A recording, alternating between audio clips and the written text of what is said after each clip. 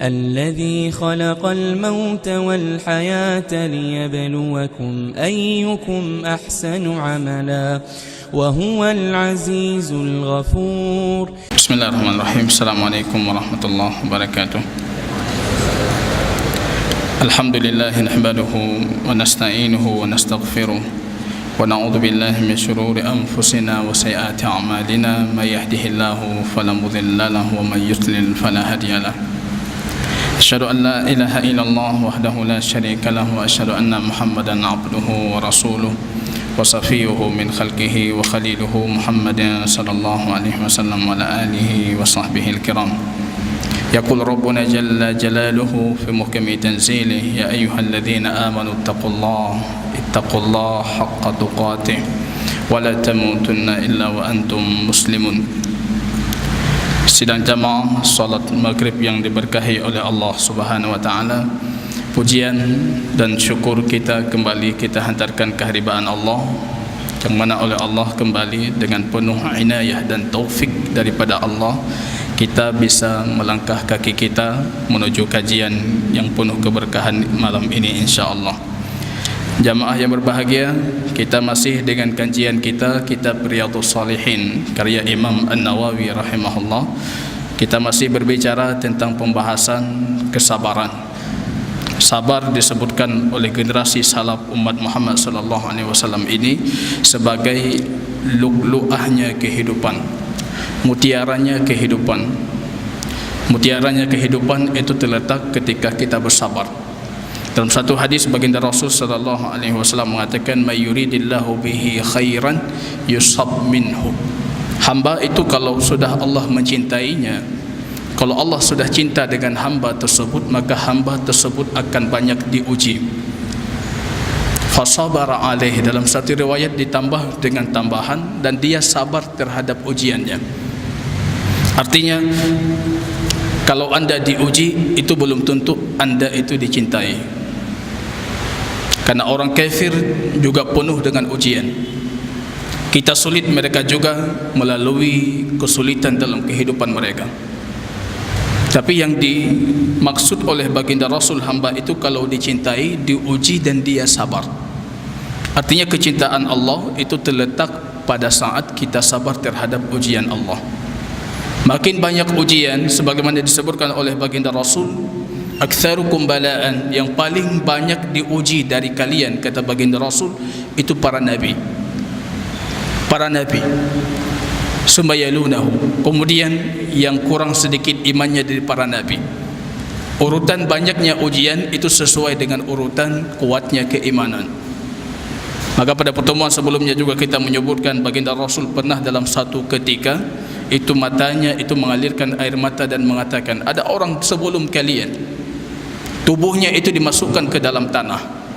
Artinya dia dikubur setengah badannya, kemudian digergaji dari tengah kepalanya, dan hal tersebut tidak menjadikan dia berpaling dari Allah. Itu baginda Rasul ketika marah, datang para sahabat di awal-awal keislaman, mereka mengadu kepada baginda Rasul, kenapa engkau tidak meminta kepada Allah supaya Allah memudahkan jalan kami? Baginda Rasul mengatakan, baru itu kalian diuji, kalian sudah tidak bersabar. Orang sebelum kalian itu dikuburkan setengah badannya, kemudian digergaji sehingga dia terbelah dua, dan itu sama sekali tidak memalingkan mereka dari jalan Allah. Sulitnya kita hari ini, ada yang lebih sulit dibandingkan kita. Besarnya musibah yang kita hadapi, ada orang sebelum kita yang barangkali musibahnya lebih besar daripada apa yang kita hadapi. Selalu Muslim al-qawi ahabbu ilallah, seorang mukmin yang kuat itu lebih Allah cintai. Muslim yang kuat, kuat di sini kuat dalam fisiknya, kuat dalam keilmuannya, kuat dalam agamanya, dan termasuk kuat dalam kesabarannya. Muslim itu kalau kuat itu lebih Allah cintai. Tapi kalau Muslim lemah, ini pembahasan kita malam ini, berandai-andai supaya mati, tamanna al-maut, berangan-angan kalau dia itu mati saja.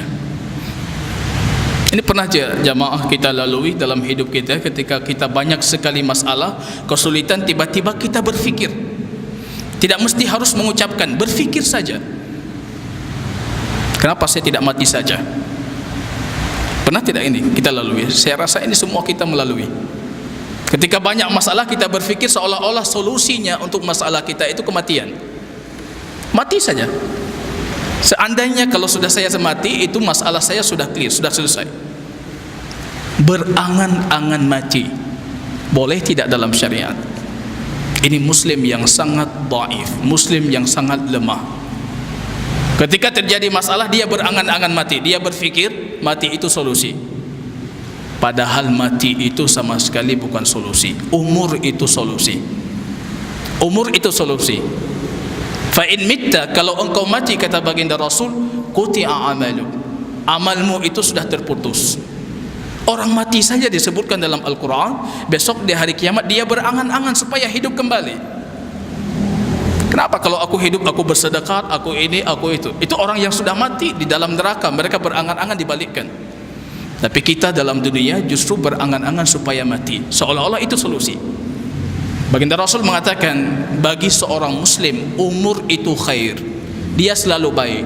Hadis Imam Ahmad, man tala umruhu hasuna amaluhu khairun nas. Sebaik-baik manusia umurnya panjang, amalnya salihah, amalnya baik. Makin umur panjang, makin salihah, makin berat timbangan kita di hari kiamat. Jadi apapun kondisi kita, bagi seorang muslim umur itu solusi. Kalau anda dalam ketaatan, tambah lagi amal ibadahnya, jadi solusi. Kalau anda bukan dalam ketaatan, balik kepada Allah, kembali kepada Allah, jadi solusi.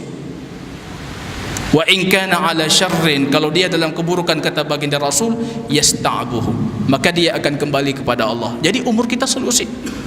Makin panjang umur, makin baik. Maka para ulama memakruhkan kita mendoakan panjang umur tanpa kita kaitkan dengan amal saleh. Yang cuma didoakan semoga panjang umurnya, itu makruh. Coba kalau panjang umurnya dalam keburukan. Semoga panjang umurmu ala ta'atillah, panjang umurmu atas ketaatan. Itu yang diperintahkan kita untuk melakukan dan mendoakan saudara kita. Semoga Allah memanjangkan umurmu dalam ketaatan, karena umur itu solusi. Jadi kalau kita pernah berfikir saya mau mati, saya mau ini, banyak masalah, masalah keluarga, masalah pribadi, masalah di kantor, tempat kerja, segalanya, akhirnya kita berfikir kenapa saya tidak mati saja? Di mana letak keimanan kita? Ini jamaah rahimani wa rahimakumullah, baginda Rasul memberikan satu penegasan larangan. Baginda Rasul sallallahu alaihi wasallam mengatakan dalam hadis Anas radhiyallahu taala anhu, qala Rasul sallallahu alaihi wasallam, la yatamannayanna. Ini tamanna itu dikuatkan dengan nun taukid, yatamannayanna. Jangan sekali-kali kalian itu berangan. Jangan, larangan. Setidaknya jumhur mengatakan ini hukumnya makruh. Kalau terlintas saja itu sudah makruh. Berfikir saja kenapa saya tidak mati, itu sudah makruh. Apalagi kalau keluar secara lisan, ya Allah kenapa anda tidak menafikan, kenapa engkau tidak mematikan aku. Ini tambah lagi makruh sampai ke tingkat pengharaman.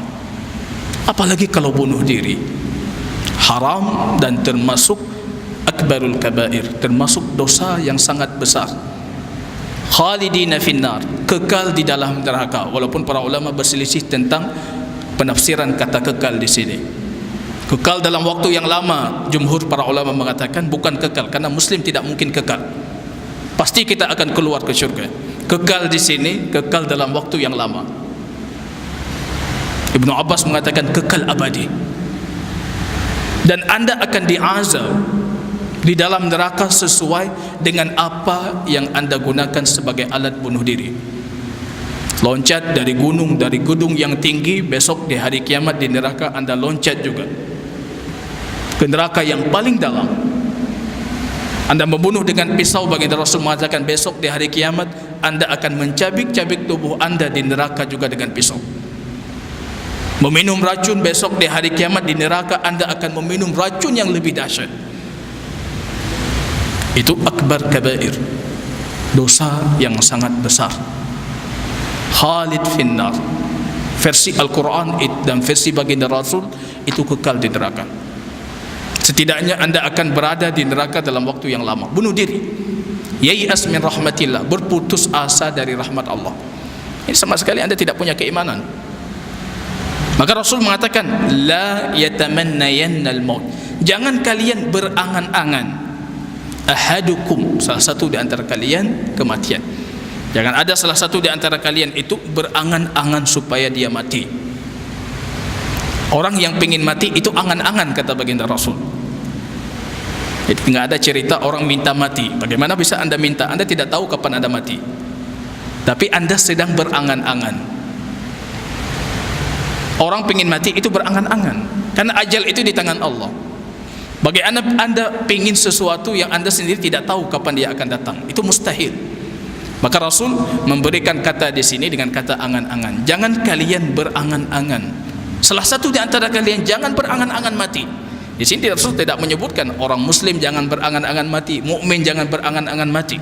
Karena kalau Anda punya iman, punya Islam, tidak mungkin Anda berangan-angan mati. Cuma Rasul di sini menyebutkan jangan salah satu di antara kalian, siapapun kalian, Muslim atau kafir, jangan berangan-angan supaya mati. Jangan berangan-angan supaya mati.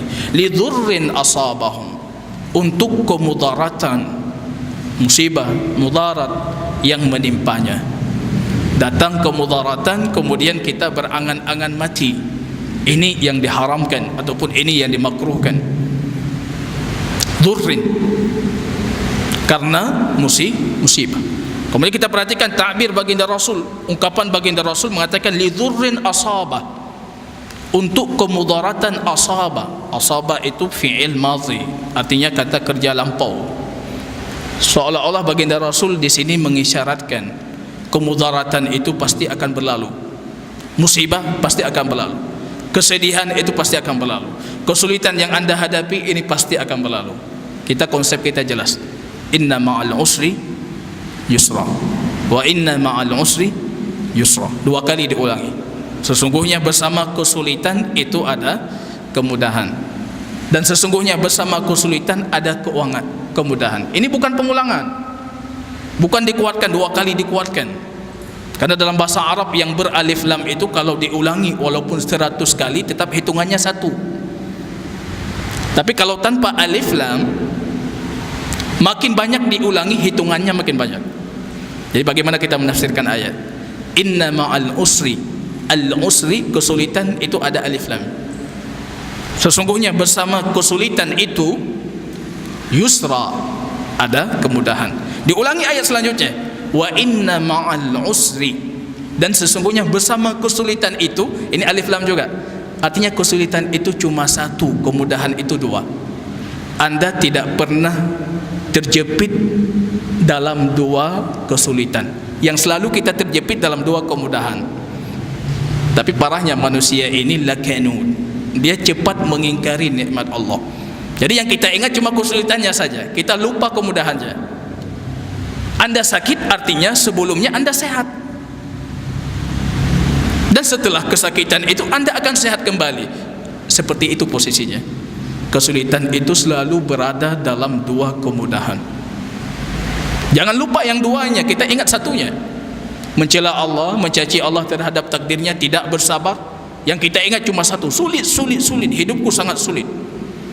Kita lupa bagaimana kita bisa merasakan kesulitan kalau sebelumnya kita tidak merasakan kenyamanan.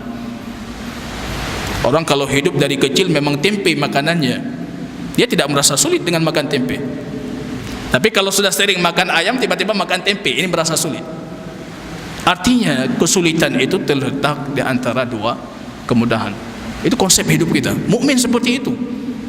Jangan jadi seperti tingkah laku perempuan yang disebutkan dalam hadis. Tuhsin ilaiha dahr, engkau berbuat baik untuk istrimu. Ini kita semua para suami melalui proses ini. Semua kita kasih, kita berikan, tiba-tiba satu kesalahan dia ingkari semuanya. Seumur hidupku aku tidak pernah mendapatkan kebaikan darimu.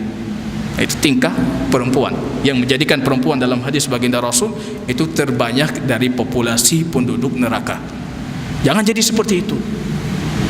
Kita harus percaya kepada Allah. Setiap ada kesulitan pasti sebelumnya kemudahan, dan selanjutnya itu juga kemudahan. Jangan kalian berangan mati karena kemudaratan yang menimpa kalian. Jangan. Tapi kalau terfitnah hidupnya boleh. Anda sulit hidup di mana-mana dicela karena Anda sebagai seorang dai. Tiba-tiba Anda berfikir tidak ada lagi tempat di muka bumi ini untuk Anda, kemudian Anda meminta kepada Allah supaya diwafatkan. Boleh. Karena ini Anda berangan mati bukan karena kemudaratan, bukan karena musibah, bukan karena takdir Allah, tapi Anda berangan mati untuk menjaga agama Anda. Boleh. Kita banyak kasus dalam sejarah. Kita tahu Imam Ahmad rahimahullah, mihnatu Ahmad, cobaan Imam Ahmad, yang barangkali tidak ada seorang alim hari ini yang melalui cobaan seperti Imam Ahmad. Imam salah satu dari imam yang 4. Kalau beliau hadir hari ini di tempat kita, barangkali semua kita akan mencium kepalanya. Tapi beliau pernah diikat di punggung keledai, itu digiring di kota Kufah, kemudian orang-orang melemparinya dengan batu, hanya untuk mengatakan Quran itu makhluk. Beliau bersabar. Para ulama lain jatuh, cuma beliau bersabar, hanya untuk mengatakan Quran itu makhluk. Coba Anda bayangkan kalau beliau sedikit tidak bersabar ketika itu. Beliau mengatakan Quran makhluk. Hari ini semua kita mengatakan Quran makhluk. Cuma ketika itu beliau bersabar.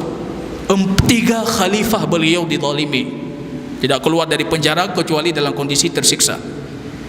3 khalifah. Masuk khalifah keempat, khalifahnya Ahlu Sunnah wal Jamaah, baru dikeluarkan Imam Ahmad, dan khalifahnya memberikan banyak hadiah kepada Imam Ahmad. Tiap hari datang hadiah ke rumah Imam Ahmad, emas, dirham, berbagai macam. Imam Ahmad mengatakan, wa inna hadza la ashaddu alayya min dzak. Ini musibah lebih dahsyat dibandingkan musibah sebelumnya. Ini berbeda dengan gaya tungku kita, dengan gaya ulama kita. Musibah ini lebih dahsyat, kata beliau. Ini musibah Anda tiap hari disodorkan uang dari penguasa. Ini lebih dahsyat dibandingkan dulu ketika aku dizalimi. Apa beliau mengatakan? Lau kanatir ruhu biyadi, kalau sekiranya ruh aku itu di tanganku, latalaqtuha, maka aku akan meninggalkan ruh itu dan mengeluarkan ruhnya. Aku pingin mati. Ini teruji terhadap agamanya sehingga beliau pingin mati. Boleh. Anda pingin mati karena Anda pingin syahid, berjuang di jalan Allah, dan pastinya Anda akan mati. Itu pingin mati. Man ahabba liqa Allah, ahabba Allah liqa'ah. Siapa yang pingin menjumpai Allah, Anda tidak mungkin menjumpai Allah kecuali dalam kondisi mati. Ahabba Allah liqa'ah, maka Allah juga pingin menjumpainya. Ini boleh. Summa uqtalu, baginda Rasul mengatakan, aku seolah-olah pingin aku itu mati dalam kondisi syahid, terbunuh. Summa uhya, kemudian aku dihidupkan, kemudian aku terbunuh lagi. Itu keinginanku, kata baginda Rasul. Summa uhya, summa amutu, kemudian aku dibunuh lagi. Summa uhya, dihidupkan lagi. Itu boleh. Yang penting atas dasar agama, seperti doanya Imam Bukhari rahimahullah. Imam Bukhari itu sangat menyedihkan hidupnya, dieluk-elukan, tapi ujung akhir hajatnya itu paling menyedihkan. Semua negeri itu menolak Imam Bukhari, menolak. Pernah suatu ketika di Nisabur, itu ketika kedatangan Imam Bukhari, semua penduduk kota Nisabur keluar di jalan menyambut Imam Bukhari. Anda perhatikan bagaimana keilmuannya dan bagaimana dieluk-elukan. Semua penduduk Nisabur, bahkan mereka tidak pernah menyambut khalifah pun sebagaimana mereka menyambut Imam Bukhari.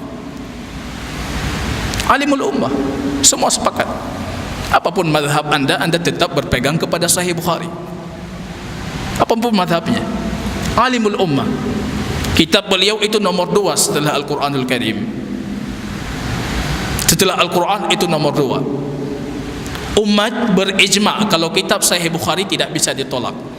Kalau Anda mengatakan ini hadis Sahih Bukhari kita ragukan, ini berbahaya. Anda sudah mengingkari ijma', bisa berhukum zindik ataupun naik ke tingkatan kafir.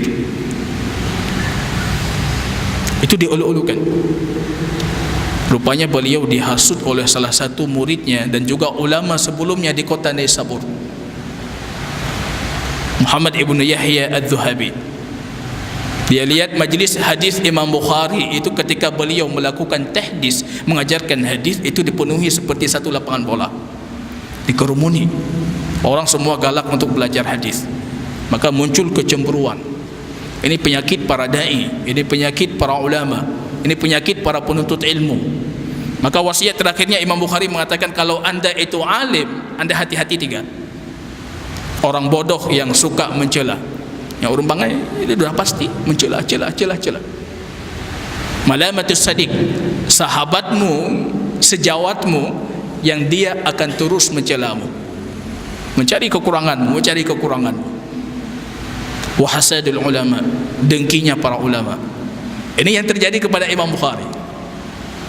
Akhirnya orang bodoh mencela, sejawatnya itu meninggalkan beliau dan mencari kekurangan dan kesalahan beliau. Dan hasadul ulama, hasud, dengki para ulama. Terjadi fitnah kepada Imam Bukhari di kota Naisabur. Lafzi bil Quran makhluk, lafadku dengan Al-Quran makhluk. Quran bukan makhluk, tapi lafadku ketika membacakan Al-Quran itu makhluk. Maka muncul pemahaman Imam Bukhari itu mengatakan lafadnya makhluk, lafadnya terhadap Quran makhluk. Padahal yang dimaksud oleh Imam Bukhari, lisan kita, suara kita itu makhluk ciptaan Allah. Tapi yang kita lantunkan itu Al-Quran, bukan makhluk, karena Al-Quran bukan makhluk. Cuma ketika itu orang tidak bisa memahami, dikeluarkan dari Naisabur, pergi ke negeri lain, dihasut di negeri lain, akhirnya dikeluarkan dari negeri tersebut, termasuk di negeri kelahirannya itu dikeluarkan. Wafat dalam kondisi sendiri. Bahkan dalam beberapa riwayat disebutkan tidak ada orang yang menyalatkan Imam Bukhari, tidak ada yang menyalatkan. Wafat sendiri. Orang terbit sinar matahari untuk solat fajr, untuk solat Aid Al-Fitri. Orang dalam kondisi gembira, justru di saat itu Imam Bukhari mendoakan supaya ajalnya cepat dijemput oleh Allah. Dhaqat alayya dunya, dunia ini sudah sangat sempit untukku. Faqbidhu ruhi, maka ambillah ruhku. Ini dalam kondisi terfitnah. Anda tidak bisa membayangkan orang yang hidup terakhirnya seperti ini. Rupanya kitabnya itu paling dipegang seluruh dunia setelah kitab Allah. Ini boleh. Anda terfitnah terhadap agama Anda dan tiba-tiba Anda berfikir barangkali di sisi Allah lebih baik Anda dapatkan dibandingkan di dunia ini. Kemudian Anda meminta supaya Allah cepat mencabut ruh Anda. Itu boleh. Yang tidak boleh itu bentuknya kita menggurui terhadap takdir, marah terhadap takdir, kemudian kita ingin cepat dimatikan. La yatamanna ahadukumul maut, jangan kalian harap kematian, jangan minta kematian. Kemudian baginda Rasul sallallahu alaihi wasallam, fa in kana la budda fa'ilan falyaqul. Ini konsep baginda Rasul. Beliau selalu ketika melarang sesuatu itu memberi solusi. Dilarang, dikasih solusi. Baginda Rasul masuk kota Khaybar, rupanya para sahabat itu menukar 1 kilo, ini sering terjadi di pasar-pasar tradisional kita, 1 kilo kurma yang bagus itu ditukar dengan kurma yang jelek 2 kilo. Itu riba. Riba nasiat, riba tambahan. 1 kilo kurma bagus ditukar 2 kilo. 1 kilo beras yang bagus ditukar 3 kilo, 2 kilo dengan beras yang kurang bagus. Riba, haram. Rasul mengatakan la taf'alu, jangan kalian lakukan. Solusinya apa? Jual ini dengan dirham, beli ini dengan dirham. Walaupun ujung-ujungnya sama, yang penting kalian tidak melakukan riba. Tidak muncul rasa kezaliman dan terzalimi di dalam hati. Ini tidak boleh kita menukar makanan ataupun bahan pokok makanan itu dengan ukuran yang satu bagus kita tukar dengan yang kurang bagus dengan nilai yang lebih banyak. Tidak boleh. Haram. Riba nasiat. Rasul kasih solusi. Kalau melarang kasih solusi, larang kasih solusi. Termasuk dalam hal ini, kalian jangan berangan-angan dimatikan. Solusinya apa? Kalau kalian harus melakukan, kadang-kala dalam kondisi tertentu kita memang pingin minta untuk cepat dimatikan, terminta untuk cepat dimatikan karena kita tidak tahan dengan kondisi yang kita alami. Kalau memang pingin demikian, maka katakan kata baginda Rasul, Allahumma ahyini makanatil hayatu khairan li. Ya Allah, hidupkan aku kalau sekiranya hidup itu lebih baik untukku. Kita tidak tahu takdir kita di masa yang akan datang seperti apa. Barangkali hari ini sulit, tapi ke depan Anda tidak kesulitan. Justru kalau kita perhatikan dalam tatanan sosial masyarakat kita, yang dulunya mereka orang-orang kaya yang hidupnya gampang, hari ini Anda perhatikan mereka hidupnya sudah sulit dan tidak gampang. Yang dulunya orang-orang miskin tapi dengan ketekunan mereka, tapi hari ini mereka membuktikan kalau mereka itu sudah jadi orang kaya, orang terhormat, orang ini, orang itu. Dunia ini daur terus berputar. Yang tahu tentang gaib itu cuma Allah, maka kembalikan kepada Allah. Ini tafwid yang dibolehkan. Jangan sifat dan nama Allah yang Anda tafwid. Yang kita tafwid di sini, ya Allah, kalau sekiranya hidup itu lebih baik untukku, fa'ahyini, maka hidupkan aku, tambahlah umurku. Kalau hidup ini makin bertambah amal saleh, tambahlah umurku. Ini hadis sahih riwayat Imam Ahmad. Suatu ketika Talhah ibnu Ubaidillah itu melihat dua orang laki-laki yang berjihad. Yang satu syahid di medan jihad, langsung wafat. Yang satu lagi 1 tahun kemudian baru wafat. Rupanya ketika beliau tidur, Allah menampakkan fa'urinil jannah. Hadis Imam Ahmad. Allah perlihatkan kepada aku syurga. Yang aku nampak kepadaku itu apa? Orang yang kedua mati, yang kedua wafat itu masuk syurga lebih awal dibandingkan orang yang pertama wafat. Yang pertama syahid itu masuk syurga setelah orang yang wafat 1 tahun setelahnya. Fa'ataitu Rasul, aku datang mendatangi baginda Rasul, bertanya, kenapa orang yang tadi wafatnya telat tapi masuk syurganya lebih cepat? Yang tadi wafatnya lebih cepat dalam kondisi syahid tapi masuk syurganya lebih terlambat. Kata baginda Rasul, alaysa huwa yasumu, bukankah dia sudah berpuasa Ramadan? Artinya sudah tambah 1 tahun dia akan berpuasa Ramadan. Wa shalla 6,000 rakaat, dan dia sudah salat 6.000 rakaat. Anda kalkulasi sendiri nanti, setiap hari 17 rakaat kali 1 tahun. Atau kadza wa kadza, ataupun dengan jumlah lain. Wa shalla as-sunnah, dan dia sudah bersalat, melakukan salat sunnah. Artinya kenapa bisa dia lebih cepat masuk syurga? Karena timbangan amalnya itu lebih berat dibandingkan orang sebelumnya. Jadi bukan logika kita yang kita pakai. Makin cepat mati, makin cepat wafat, makin cepat masuk syurga. Anda makin panjang umur, amal soleh Anda makin banyak, timbangan Anda lebih berat, dan Anda akan lebih cepat masuk syurga. Maka dalam kondisi apapun, si muslim ini harus berbahagia. Jadi umur itu barakah. Umur itu barakah. Kesempatan kita beramal. Kalau tidak, sungguh kita akan melakukan apa yang dinyatakan dalam Al-Quran. Dalam kondisi kita dikubur kita, dalam kondisi kita dalam azab Allah di neraka Allah, kita meminta supaya dikembalikan. Hanya sebatas untuk apa? Sebatas untuk bisa melakukan salat. Satu salat kita akan minta kepada Allah, dan itu akan mustahil dan tidak akan diberikan. Hanya dikembalikan ke dunia untuk mendirikan satu salat. Kalau kita ingat ini, bagaimana kita sudah menyia-nyiakan waktu yang Allah berikan. Sungguh waktu yang kita sia-siakan ini, besok di hari kiamat kita akan meminta kepada Allah dikembalikan sejenak. Kalau itu dikembalikan sejenak, sungguh kita akan melakukan itu semuanya untuk salat. Kita pernah menyebutkan satu riwayat dari Musnad Imam Ahmad. Dulu umat sebelum kita itu umurnya panjang. Salah satu dari umatnya Nabi Nuh alaihi salam itu wafat anaknya, dan anaknya itu wafat dalam kondisi berumur 90 tahun. Tiba-tiba sudah 90 tahun wafat. Bagi mereka ini masih bayi, masih kecil. Ibunya menangis di kuburnya. Ini anakku kasihan sekali, masih kecil sudah wafat. Belum mencicipi asam garam kehidupan. Kalau kita umurnya 1000 tahun, 900 tahun, ini baru 90 tahun sudah wafat. Kemudian dikatakan oleh orang saleh dari umat Nuh kepada beliau, sungguh akan datang satu kaum umur mereka itu antara 60 sampai 70 tahun.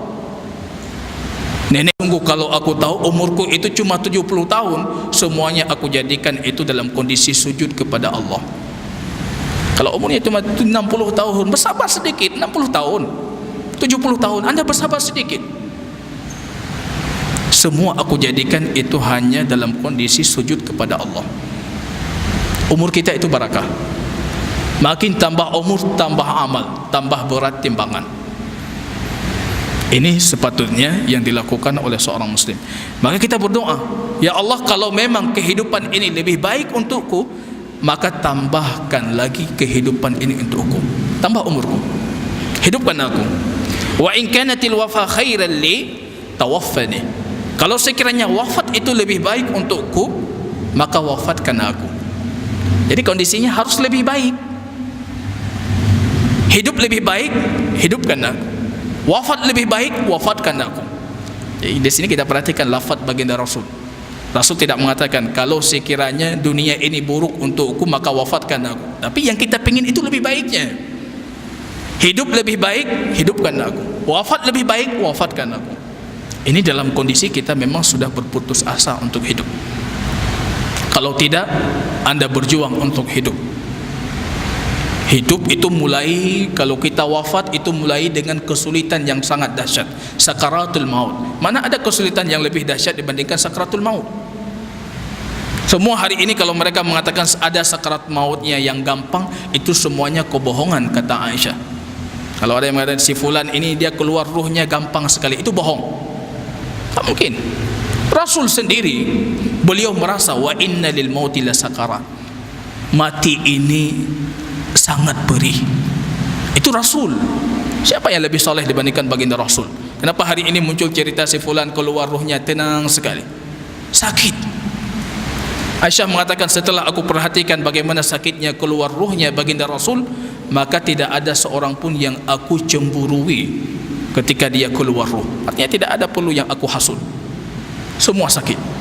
Kalau Rasul itu paling gampang, artinya kita lebih dahsyat. Anda tadi mau lari dari kehidupan ini supaya hilangnya kesulitan, tapi di ambang hilangnya kesulitan itu awal kesulitan, sakarat. Belum lagi Anda masuk ke dalam kuburan, belum lagi Anda masuk ke dalam proses kita dihisab. Wa man nuqishal hisabu faqad udzib. Siapa yang sudah dihisab itu pasti sudah diazab. Kalau sudah dihisab itu pasti diazab. Dihisab saja itu sudah azab. Kalau sudah dihisab pasti diazab. Itu kata Aisyah dari hadis baginda Rasul. Kita butuh itu bukan hisab, ardun. Ardu itu gampang, dipaparkan amal kita. Dipaparkan. Pertanyaannya itu, bukankah kamu pada hari seperti ini melakukan itu? Itu kalau dapat pertanyaan seperti itu kita patut tersenyum, karena ujung-ujungnya itu pengampunan Allah. Aku ampuni semuanya. Bukankah di hari itu kamu melakukan ini? Ya Allah, kita tertunduk dalam kondisi lesu. Hadis munajat Imam Bukhari. Rupanya ujung-ujungnya Allah mengatakan, if'al masyi, lakukan sesuka hatimu, aku sudah mengampunkan semuanya. Tapi kalau pertanyaannya hisab, dihisab, kenapa kamu melakukan itu? Ini ujungnya pasti azab. Kenapa? Ini ingat pertanyaannya besok di hari kiamat. Ini kalau kenapa, artinya itu ujungnya azab.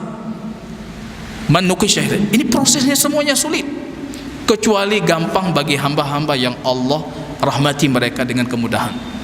Apalagi kalau ujungnya fal'iyatubillah, kita itu diseret ke neraka. Maka saya mengatakan pada pertemuan sebelumnya, perbedaan orang itu masuk syurga dengan masuk neraka. Kalau orang masuk syurga, mereka tidak langsung masuk, berdiri di depan pintu syurga, mereka disambut dengan penyambutan yang luar biasa, supaya hati mereka itu tenang menerima keindahan syurga, tidak syok. Tenang, semuanya indah, sudah tahu dari pintunya, sudah tahu. Tapi kalau penduduk neraka itu digiringnya tanpa salam, tanpa penyambutan, dimasukkan langsung ke dalam neraka. Anda bayangkan, Anda tidak pernah membayangkan azab neraka seperti apa. Tiba-tiba Anda sudah di dalamnya, mati dalam kondisi syok, azab di atas azab. Maka kesulitan-kesulitan, tidak ada sedikit pun kemudahan kalau kita minta berangan-angan supaya dimatikan. Sedikit pun tidak ada kemudahan, yang ada kesulitan. Jangan sampai bunuh diri, dosa besar. Diazab di neraka khalid dalam kondisi kekal. Ini jamaah rahimani wa rahimakumullah, kalau kita memang kesulitan, jadi prakteknya apa yang diajarkan oleh baginda Rasul. Kalau hidup ini lebih baik, hidupkan aku. Kalau mati lebih baik, matikan aku. Itu solusinya. Dalam apapun kondisi, ajaban li amrul mu'min. Ta'ajub kita dengan kondisi seorang mukmin. Inna amrahu kullahu khair. Semua perkara orang mukmin itu semuanya baik. In asabahu sarra, kalau datang kemudahan dia bersyukur, fa khairul lahu. Itu baik untuknya. In asabahu dharra, kalau dia tertimpa musibah kemudian dia sabar, fa khairul lahu, dan itu juga lebih baik untuknya. Ini jamaah rahimani wa rahimakumullah, hadis yang kita bacakan kali ini itu hadis tentang jangan kalian itu mengharap dan berangan-angan mati. Setidaknya hukum paling ringan berangan-angan mati itu makruh. Bahkan banyak para ulama yang mengatakan hukumnya itu haram. Jangan berangan-angan mati. Kemudian kita perhatikan hadis selanjutnya. Ini hadis Anas bin Malik radhiyallahu taala anhu. Kalau tadi menceritakan bagaimana kondisi yang memang orang yang menyesali terhadap hidup, cepat sekali berputus asa. Ini kondisi gambaran yang sama sekali tidak terbayangkan kepada kita. Ibunya Anas, Ummu Sulaim. Ibunya Anas, kisah wafat anak Ummu Sulaim yang diabadikan dalam hadis yang akan kita bacakan. Anas mengatakan kana ibnun li Abi Talha radhiyallahu taala anhu yashtaqi. Abi Talha punya seorang anak dan dia dalam kondisi mengeluh kesakitan. Anak kecil, masih bayi, sakit. Dan ini anak pertama untuk Abi Talha. Kita tahu kisahnya, Abi Talha itu menikah dengan Ummu Sulaim, ibunya Anas bin Malik. Menikahnya ketika itu maharnya itu cuma masuk Islamnya Abi Talha. Datang Abi Talha ke rumah Ummu Sulaim mengatakan, khatibuki, aku meminangmu. Ummu Sulaim mengatakan, tidak akan aku terima pinanganmu, walaupun orang sepertimu itu tidak patut ditolak. Siapa yang tidak kenal dengan Abi Talha? Tidak patut ditolak. Tapi kalau engkau mau Islam, masuk ke dalam Islam, maka aku jadi istrimu. Jadi maharnya itu Islam suaminya. Boleh? Boleh. Kita menjadikan mahar Islam suami. Yashtaki fa kharaja Abu Talha. Suatu ketika Abi Talha itu keluar bersama baginda Rasul. Anaknya sakit, keluar. Kebiasaan Abu Talha, beliau sudah berjanji setelah keislamannya terhadap istrinya Ummu Sulaim, setiap baginda Rasul keluar, baik jihad ataupun apapun dilakukan oleh baginda Rasul, aku ikut bersama baginda Rasul. Baginda Rasul kembali, aku kembali bersama baginda Rasul. Ini kebiasaan Abi Talha, selalu mendampingi baginda Rasul. Beliau tidak pernah sedikit pun mau mendahului baginda Rasul. Yang kita perhatikan ini nanti yang memunculkan bagaimana karamat dari Abi Talha. Kelahiran anak bayi yang kita bacakan ini, kelahiran yang luar biasa yang menjadikan ibunya itu tidak merasakan sakit. Karena beliau dalam perjalanan, beliau berdoa kepada Allah, ya Allah, aku selalu keluar bersama baginda Rasul. Kalau kembali bersama baginda Rasul, dan tidak pernah mendahului baginda Rasul. Siapa yang menjaga istriku di rumah? Jadi kalau dalam kondisi sakit, siapa yang menjaganya? Ummu Sulaim mengatakan, aku melahirkan bayi itu dalam kondisi tidak pernah merasakan sakit seperti aku melahirkan bayi-bayi sebelumnya. Kalau sebelumnya selalu sakit, tapi bayi ini beda. Karamah. Ini artinya boleh kita berdoa dengan amal saleh. Ini namanya tabarruk dengan amal saleh. Kita punya amal saleh, kita berdoa, ya Allah, tadi aku melakukan salat maghrib ikhlas karenamu. Jadi salat maghrib harus dalam kondisi ikhlas. Kalau tidak ikhlas, itu bukan amal saleh. Salat maghrib ikhlas karenamu, maka tolong berikan aku rizki. Boleh.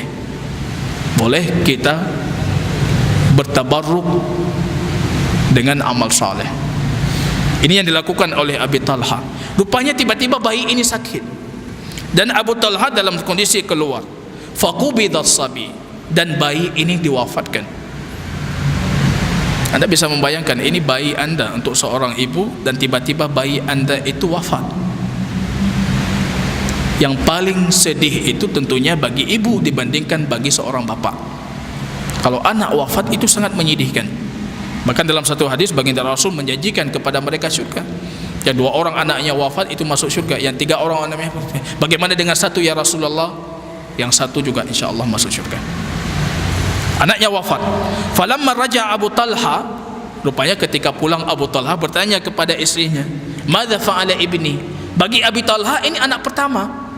Bagi Ummu Sulaim, beliau punya Anas bin Malik, punya anak-anak yang lainnya. Apa yang dilakukan oleh anakku? Ummu Sulaim mengatakan, huwa askan makana, sekarang dia lebih tenang. Anda bisa membayangkan ibu wafat anaknya, tiba-tiba datang suami bertanya, bagaimana kondisi anak? Anakmu dalam kondisi lebih tenang.